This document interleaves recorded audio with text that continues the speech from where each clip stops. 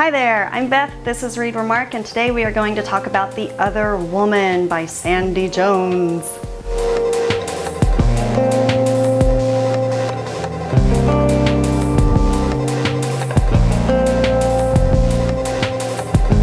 Thank you so much for joining today. I am Beth and this is the Read Remark BookTube channel. Today we are going to talk about the book The Other Woman by Sandie Jones. This book has been getting a lot of buzz lately. In fact, it's the November pick for Reese Witherspoon's Book Club. So a lot of people putting a lot of eyeballs on it. So it's got all this hype, so naturally I'm going to spend the next few minutes talking about why it frustrated me so much, because why oh why would I go along when I can be contrary? So I'm going to start by talking about some of the good things about this book, because there are many good things about it. The main thing is that it is insanely readable. Now I say readable, but I use that term loosely because technically I listened to the audiobook version of this book, but in the whole books versus ebooks versus audiobooks, I say take them however you can get them, it's all okay.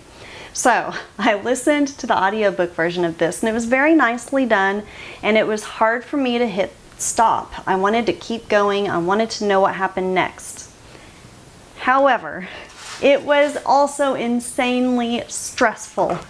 It is such a stressful story. Here's the main premise. There are two young lovers in love named Adam and Emily. In Adam, Emily has found the love of her life, she thinks. He is complimentary to her. He's suave, debonair, pretty wealthy, good looking, and their sexy time is very nice. But there are also a few red flags to him. He goes out and stays out getting hammered drunk quite a bit. He's not always the most considerate towards her. Usually he is, but every now and then something will slip through that is like, oh no. And then the biggest red flag of all comes along, and that is Pammie, Adam's mother.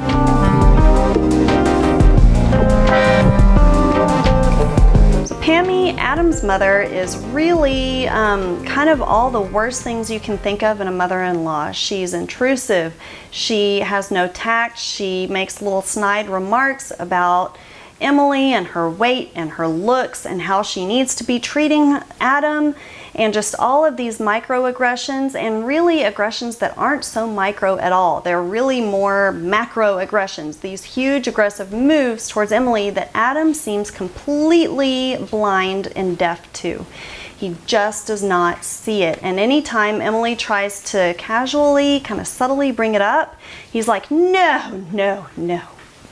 Here's the biggest frustration of all though, and that is Emily herself, because she hardly even brings it up to begin with. She, you know, Pammie does all of these nightmarish things like inviting her sworn enemy to the bachelorette party, or making a big stand of how much Emily is not part of the family right before she knows Adam is about to propose to her. You know, all of these little things that add up. Emily doesn't really say anything to Adam, who by all rights really should be seeing this and looking out for her in the first place, and doesn't. But Emily never really says anything to him. She never really vents to her family either. It's just so odd that she keeps all of that to herself, because it seems like a lot of the things in this book could be solved by a simple case of good communication. I mean, I don't understand it. I don't understand it. Why didn't they just communicate with each other about it? You know, if it was a character trait of Emily's and she was this meek, super mild-mannered person and that was just her character, then I would get it. That's fine. I would understand better why she would just really avoid that confrontation and not want to talk about it. But she's not a meek person. In fact, there are several times throughout the book that she speaks up for what she thinks is right. She's not mild-mannered, but for whatever reason, she just puts up and puts up and puts up with this stuff. And then instead of even talking about it with anyone, she turns it into this strange contest for Adam's, not even affection, but just a strange contest to win Adam. And it's just weird. It's weird.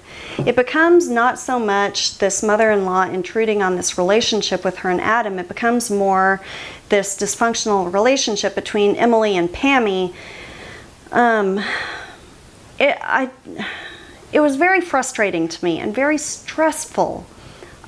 I don't understand why they didn't just communicate to begin with. I mean, there's a whole lot of communication that could have and should have happened that would have saved this entire book. You know, like on page 2, it would have been like, hi, I'm Emily. Hi, I'm Pammie. Oh, by the way, blah, blah, blah, blah, blah. The end. Happy ending. But no, instead, they didn't say these simple words that could have and should have been said, and we go through this entire book of dysfunction that's just very grating on the nerves.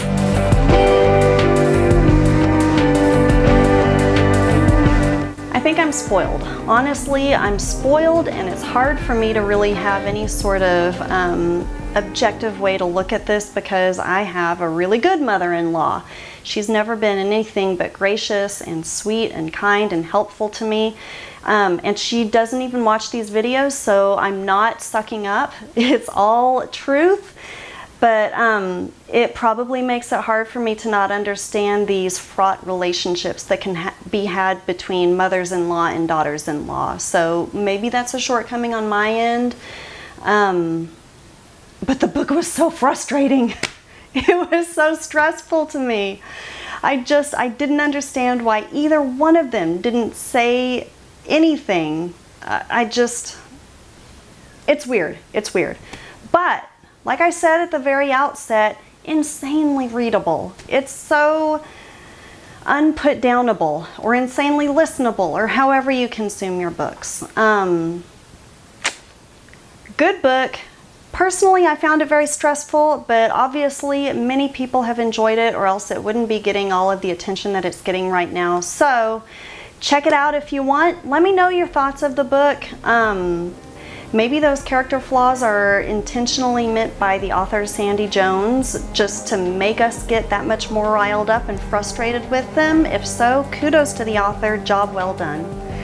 All right, that is all I've got for today. I really want to know your thoughts on this book, so definitely let me know in the comments. If you like this video, give me a like, subscribe, all the good BookTubey stuff, and I will catch you next time. Thanks so much for watching. See ya.